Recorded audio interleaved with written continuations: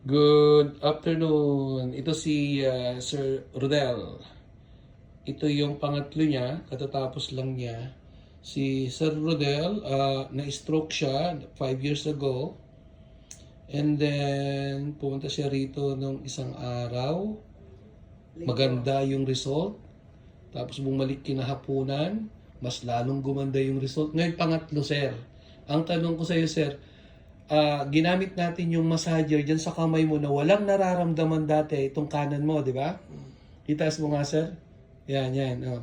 Ngayon, dati hindi mo naiangat mo na ganyan ba? May naiangat, pero Yung konti lang. kunti lang. Pero yung pakiramdam, Dapat nga ko, di ba? Lumakas. Sa DJ ko. Dati hindi ganyan. Hindi ganito. Talaga? So, okay, kwentuhan mo nga ako, sir. Ano ang, yung pagtapak mo, ano yung, lalo na yung tulog, at saka yung pain, ano bang, Yung tapak, unang tapak pa lang, 20 minutes na kita ko na kwan, na may result? may result. Ano yung naramdaman mo, sir? kwan, yung init, Dito walang Oo. talaga pumapasok Umakyat, na kwan, umakyat sa katawan. Okay. Ngayon, yung pangalawang araw mo, ginamit mo ulit, tapos pinagamit ko yung massager, di ba?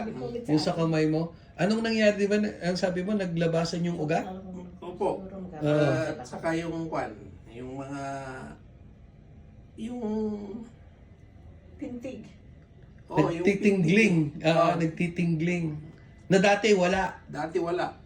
Pero, pag pinagkuhan mo ganyan, Nung pinadaanan mo ng massager, padaanan mo na ganyan, na may nararamdaman. nagre-react talaga. Nagre-react na. Dati wala. Grabe, no? Ganun ka. Hindi ka nang bubola, sir, ha? Ay, hindi. Hindi. Na-break na. So, anong masasabi mo sa machine, sir? Para sa akin, kukuha ko ng kuhan na ganyan, para sa akin lang. Pero, sa mga hindi pa gumagamit yan, Ay. subukan nyo para makita nyo. Mhm. And also, napansin ko, sir, yung dati yung the way magsalita ka, hindi ganyan. Oo, yung the way na magsalita ako, parang kwan eh, Hindi, may sabay sa lang. oo.